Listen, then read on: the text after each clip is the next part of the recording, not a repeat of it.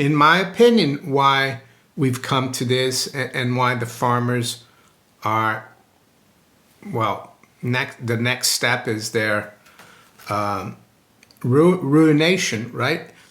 Because the moneylenders have realized that their land has become worth so much, and mainly because of inflation, that they need to take it away from them. And the only way to take it away from them is through a tax. Wednesday, November 20th, 2024, Monaco 64, home of alternative economics and contrarian views. Well, we're going to look at the farmers' protest today and why, in my opinion, is just a symptom of a much bigger problem. It's a problem with our money system, with the central banking system that we've had for over 300 years. Yes, the first central bank in Europe was the Swedish central bank, but I'll take the Bank of England as the granddaddy of the central banks. It's 330 years old, so it's been around for a long time. And I'm going to refer to this book here, The Nameless War by Captain A.H.M.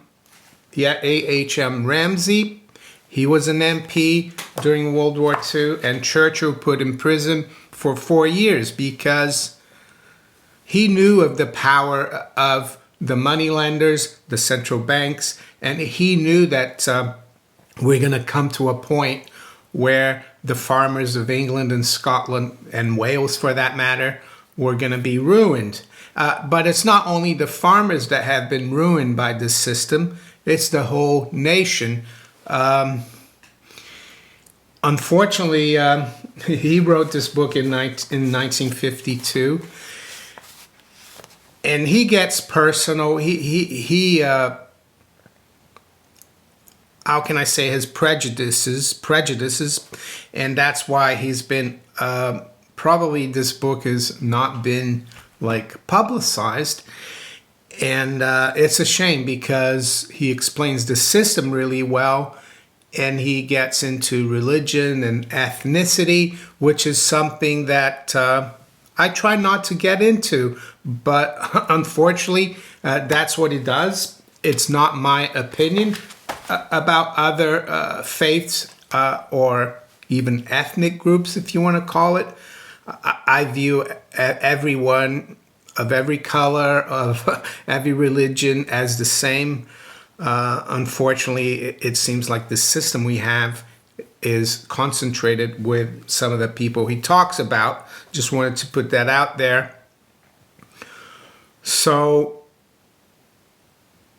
yes, I'm also going to recommend a very good video of a channel that I have followed. I haven't looked at it that much lately, but it's called Harry's Farm. And it's a UK channel. It's a farmer. I think he's in the Cotswolds. And he's got 150,000 subscribers, a really good channel. And he recently did a video about the big changes in the 2024 budget. And he says they have led, of course, to real anger on UK family farms. And he explains how a farm operates, all the costs. And one of the things he says, for example, is that the average farm, let's say 500-acre farm, the land on it is valued at $5 million, 10,000 pounds an acre. And it doesn't mean to say that they're going to be making 250,000 pounds a year in income or interest, 5% on 5 million. No, nowhere near. He talked about how they make at the most 60,000 in income. And why do I think that is? Well, it's all got to do with the money system that I'm going to come to in a minute. And I'll explain it here, and then I'll go to the money system.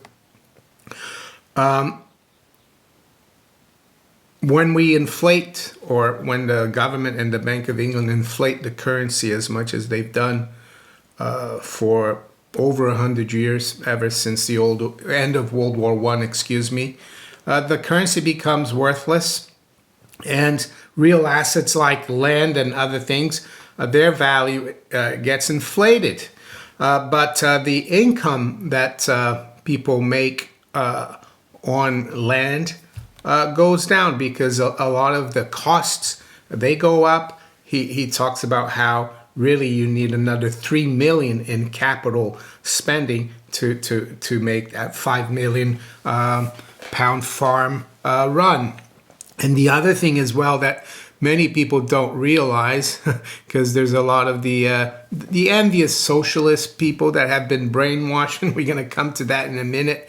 They say, oh, they've got farms worth millions, they can afford it, but they don't realize that these farms have been in families for 3, 4, or even more generations, and when they bought that land, it was probably a few £1,000s, not 5 million pounds. So I highly recommend you watch that video so you can understand what's going on with the farmers. I'm not here to try to explain exactly how it's going to affect the family farm in the UK. I'm trying to expose the system that has made this possible, because it's not just farmers that are been ruined and have been ruined for hundreds of years. It's families, because this system that we have, the fiat currency system, or the central banking fractional reserve system, is really a parasitical system that doesn't allow the nations to keep their wealth and pass it on to their children. Yes, there's a few families who will probably run this system who have the wherewithal to do it, who are in the know and control everything, and they've done it, but not the millions and millions of families out there. So that's what I want to really expose today, so that people realize what's going on. Because if they do, maybe one day central banking will be abolished. The taxation that we have, that is basically a tool to keep their currency value elevated, and also to control the public, to make sure that families don't do well. And this is a case in point, the farmers, right? So let's go to the book. And this book, of course, was written in 1952, and nothing's changed in terms of the system, unfortunately, and hasn't since 1694. So here he says on page 17, the real objective of the Glorious Revolution, that was in England, of course, was achieved a few years later in 1694. Well, when the royal consent was given for the setting up of the Bank of England. He puts it in brackets or in quotations, mainly because it's not really a bank to help England, and the institution of the national debt. Yes, that's when the national debt was set up. This charter handed over to an anonymous committee of the royal prerogative of minting money. Well, that's not good, is it? To have an anonymous committee having the prerogative to mint money. Converted the basis of wealth to gold, and enabled the international money lenders to secure their loans on the taxes of the country, instead of the doubtful undertaking of some ruler or potentate, which was all the security they could previously obtain. So this is really important, and that's why the national debt is where it is today. They say it's about £2.5 trillion, but it's a lot. It's more like 3 trillion, because they don't add the national debt that the Bank of England holds in its balance sheet. So they're always fudging things. They're always, they're not transparent, these people. So what he's saying here is that prior to the creation of the Bank of England, if the king or the queen wanted to go on an adventure, maybe against Russia, right? A war against Russia, they would be liable to it, not the subjects, through taxation. So with the Royal Charter being given to the Bank of England and the power of the state to tax, to fund this bank and the national debt, everything changed. And it's the same principle that we have everywhere else in the West, and for that matter, everywhere else around the world. Of course, there was a president that tried to end that.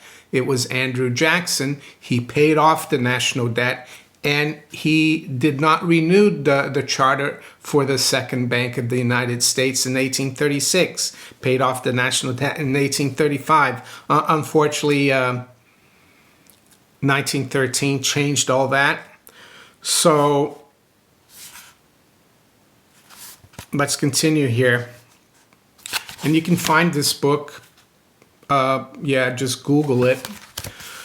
It says the political and economic union of England and Scotland was shortly afterwards forced upon Scotland with wholesale corruption and in defiance of formal protests from every country and borough. So there you go. It doesn't matter if I'm not being negative, but they're not going to back down. This farmer, this inheritance tax is too important for the money lenders, for the Bank of England, for the billionaires to give up on.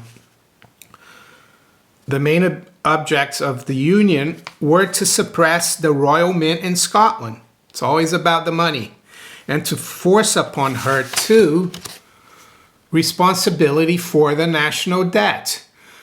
The grip of the moneylender was now complete throughout Britain. The danger was that the members of the new joint parliament would sooner or later, in the spirit of their ancestors, challenge this state of affairs. Well, here we get to the political part, which is very interesting what he says here. To provide against this, therefore, the party system was now brought into being, frustrating true national reaction and enabling the wire pullers to divide and rule. There you go. Using their newly established financial power to ensure that their own men and their own policies should secure the limelight. Insufficient support from their newspapers, pamphlets, and banking accounts to carry the day. Well, that's the mainstream media. Do I think this system is on the brink of collapsing? Who knows? It would be great. It would be great, but it would be very tumultuous, I would say. People would be shocked, but it would be for the best if the whole central banking fiat currency system imploded. Are these people who are in charge devising this? I don't know.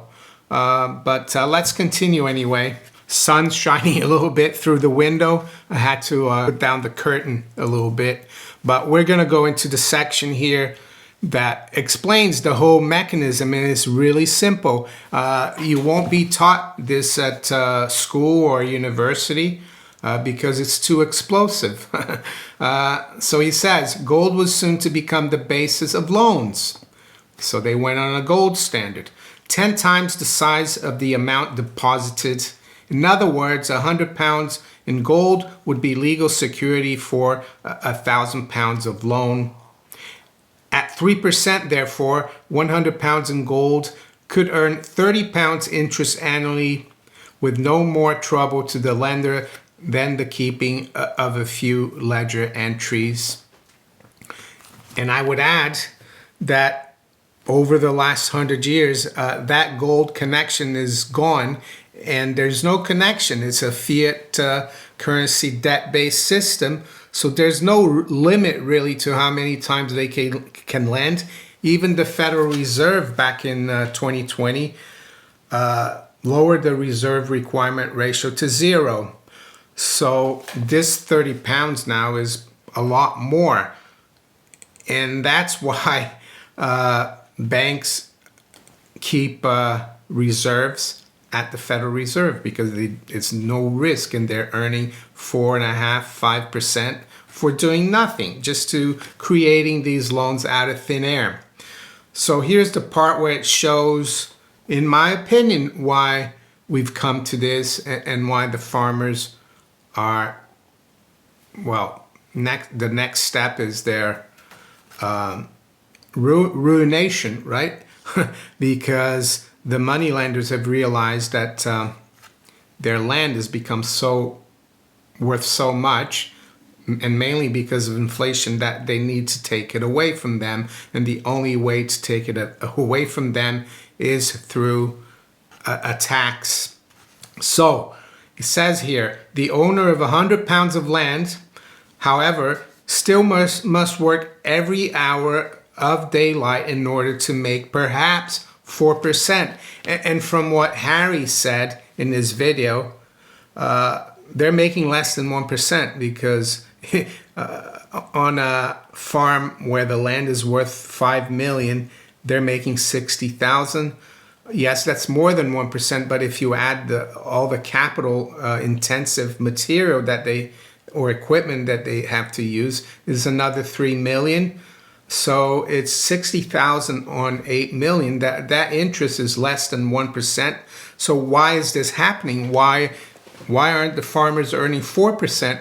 Well, because this fiat money central banking system has inflated this bubble, where the price of the land has become really artificially high.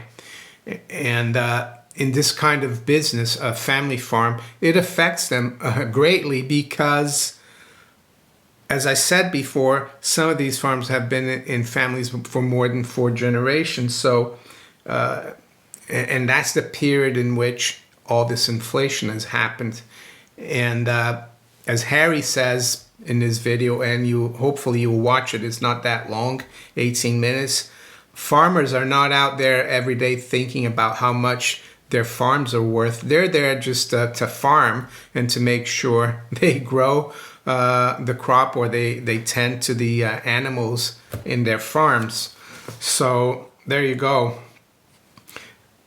He says the money lenders must become millionaires. Well, by now they've become billionaires, right? This was written in 1952. I don't think the term billionaire was used back then. Those who own and work the land, the Englishmen and the Scotsmen, must be ruined. The process has continued inexorably till now. When it is nearly completed, it has been hypocritically camouflaged by clever propaganda as helping the poor by mulching the rich. So there you go. It has been, in reality, nothing of the kind. It has been, in the main, the deliberate ruination of the landed classes. So there you go. So who's benefited? Well, the people who control the money system. The bankers, the money lenders, the politicians, of course, who are all bought and paid for by the people who control the system. So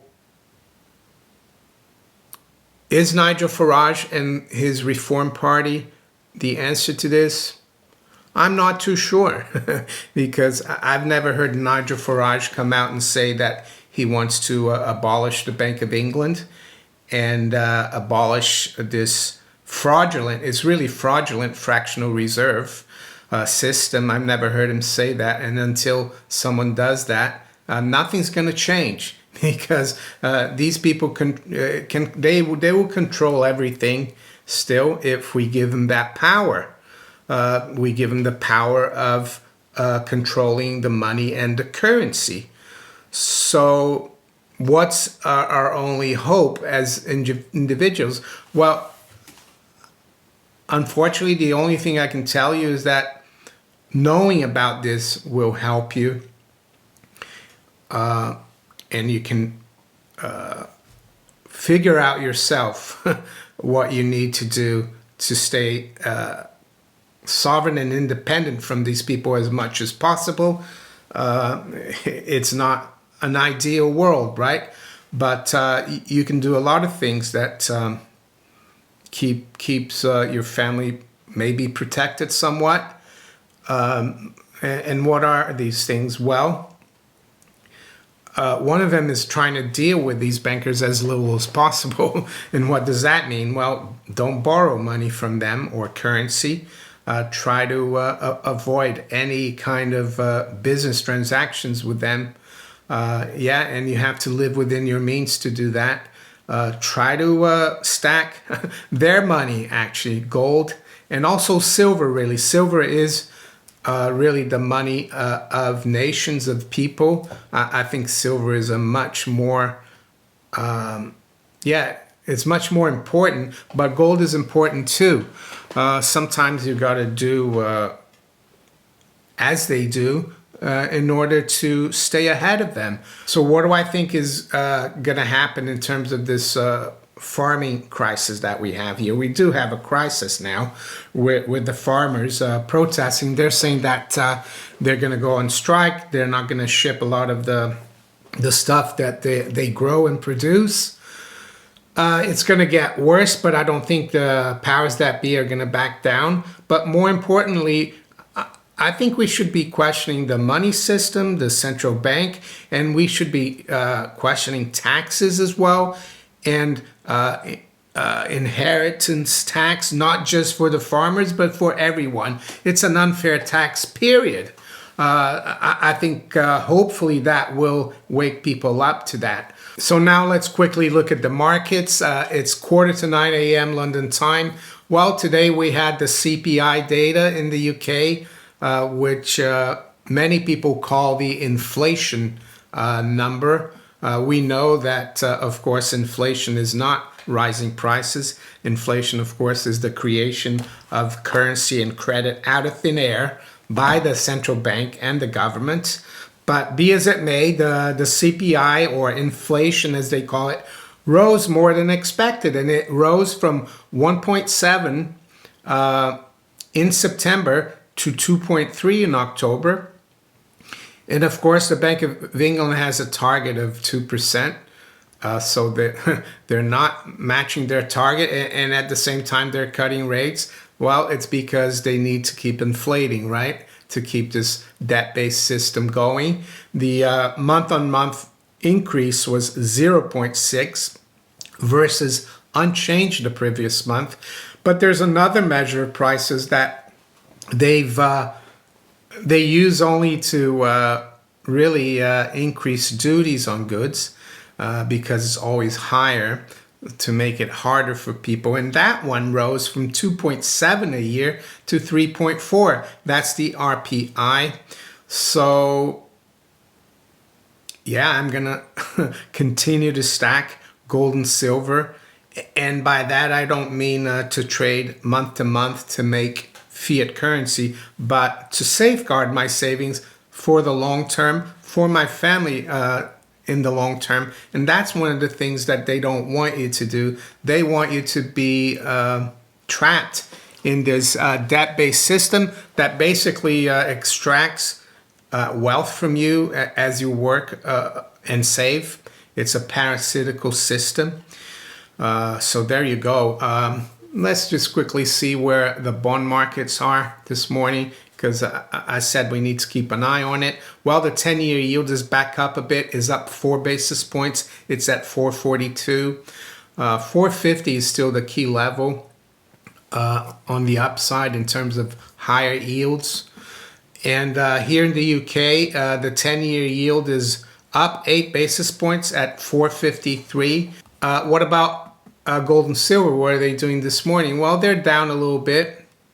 Gold is down $8 at 26.23. High's been 42, low's been 18. Silver is trading around $31, is down 25 cents.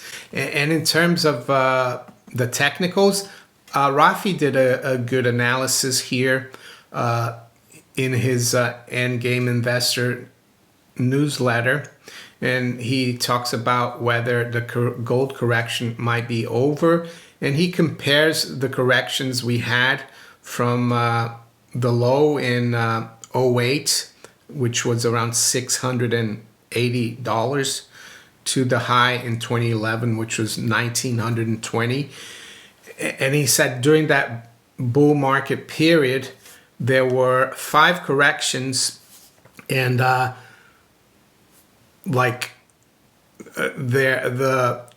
amount of correction was 14%, 15%, 9%, 9%, and 6%. And they lasted anywhere from 9 weeks to 5 weeks. And he noted that the correction we've had from the top to the bottom last week was 9.3%. So yeah, it could be over. You never know. But it doesn't really matter. I think what we need to do in order to keep our sovereignty is to keep stacking. And any of you who might be interested and have never bought gold or silver, I do have a couple of affiliates, one in the US and one in the UK. All the details are below in the description. But I recommend you also do your shopping around to get the best deal. But I can vouch for the reputation of my affiliates, which is something I think is really important as well. So with that, I'm gonna wish you all a very good day. Take care. Bye.